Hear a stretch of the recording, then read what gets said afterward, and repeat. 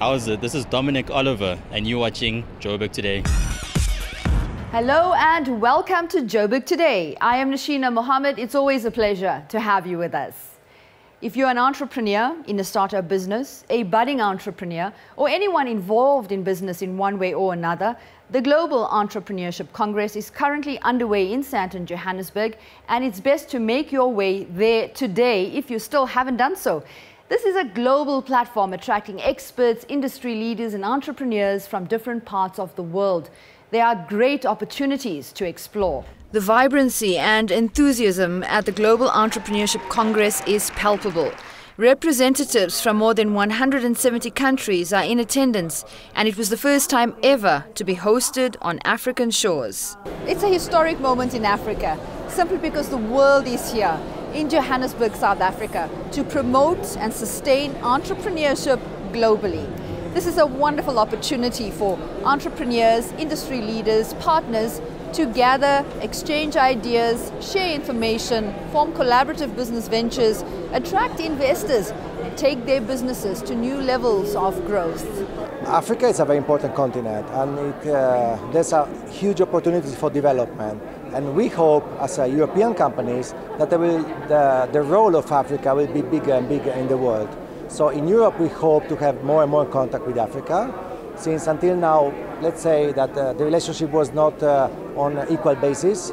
So we really hope that Africans can learn from Europeans, but we have to learn a lot from Africans too.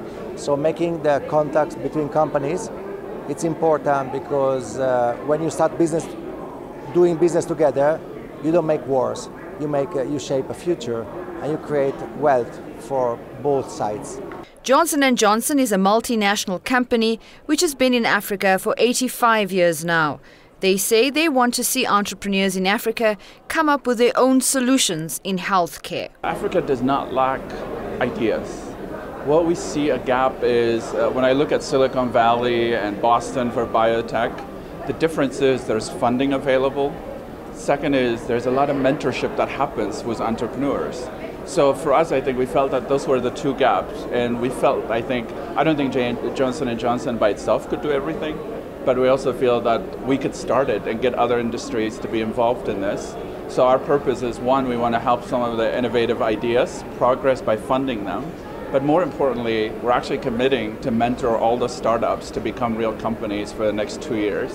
And this is not going to be a one-time thing. This is actually, we want to make sure everything we do in Africa is actually sustainable. Because it should never be about handouts anymore. I think people are so used to thinking, I need funding, and then after that you figure out what to do. I don't think that works very well. It never worked for startups in the US, and we're trying to implement the same thinking here in Africa. Mentorship programs for budding entrepreneurs and startups are also plentiful in South Africa.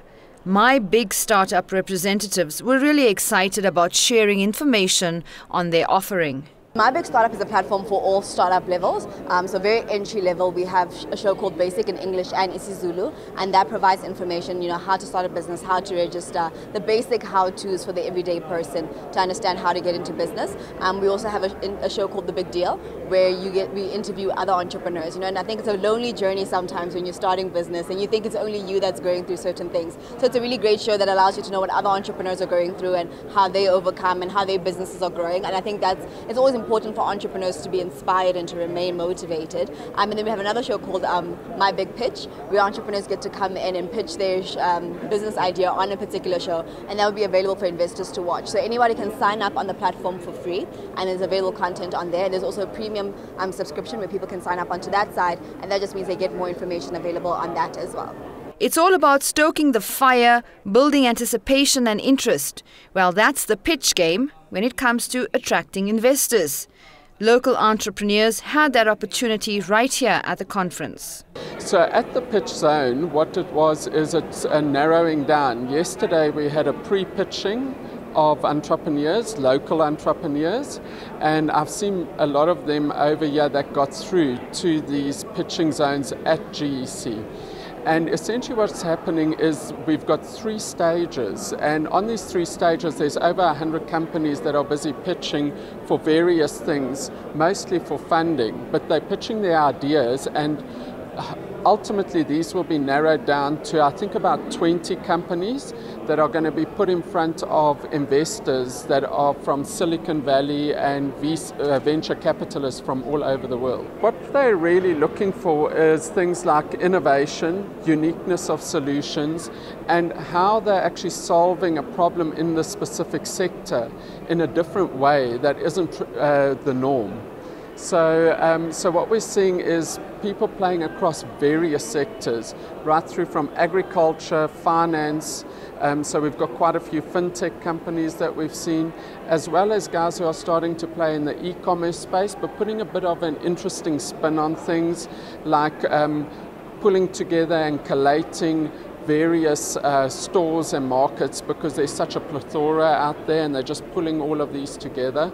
But I think the really interesting space is starting to see things like innovation in green technology that we've seen being pitched over here, as well as then innovation in the Internet of Things, big data, pulling this together and turning it into meaningful information for the industries that they're targeting.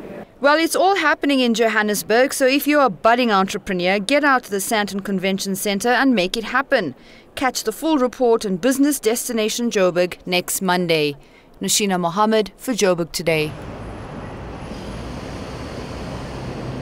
Hey, yo, what up, ladies and gentlemen? It's your boy Reason, and you are now hanging out with me, Joburg Today.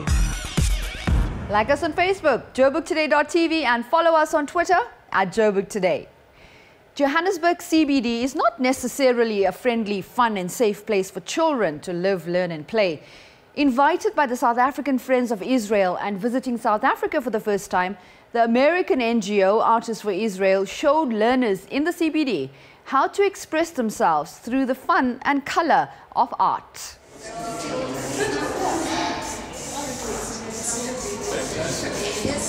Spray painting graffiti on your school walls, normally not cool.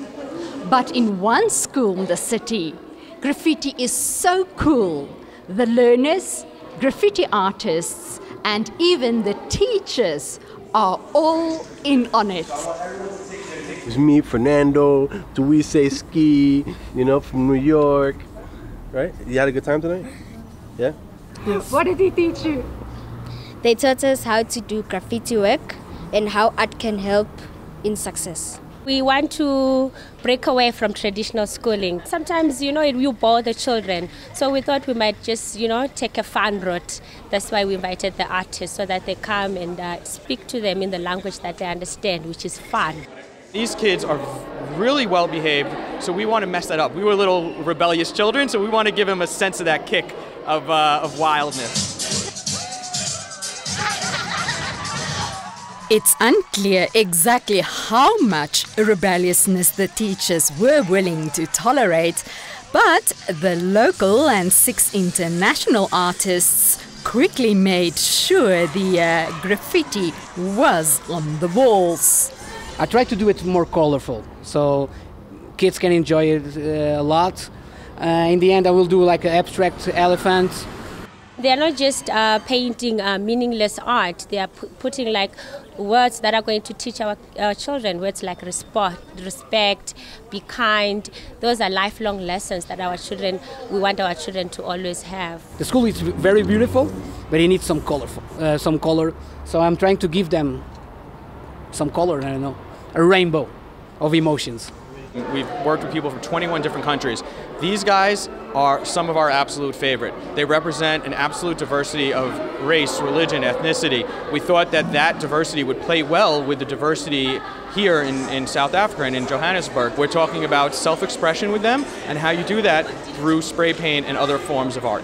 Mike said we should write our short names and what people call us. So they call me Spa, and that explains my name and explains how enthusiastic am I. We're all different and we express ourselves in different ways. So I guess we chose that theme so that children can get to express themselves, who they are, where they're coming from, what makes them unique from the next person. Graffiti arts and kids is like a perfect match because it's free expression. We have no rules. We have rules without having rules, okay? Because you can make your own rules. And for the kids, is the best thing in the world because you can just grab a can and express yourself. So they love it. They love it. They can be free. They can be themselves. I learned that without art, the world could be nothing. Without art, you can't express yourself. Without art, you can't have fun. In my everyday life, I meet people who can't hear or can't talk. So through graffiti, like writing things, they can read it so they can understand what I'm saying.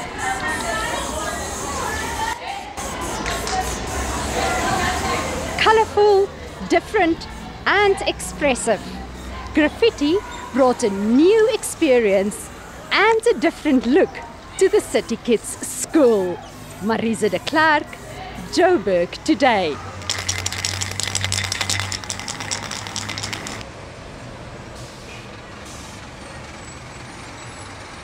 What's good, everybody? This is Solo, and you're watching Joburg Today.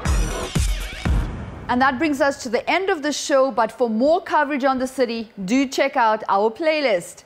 And that's it from me, Nashina. As always, have a good one.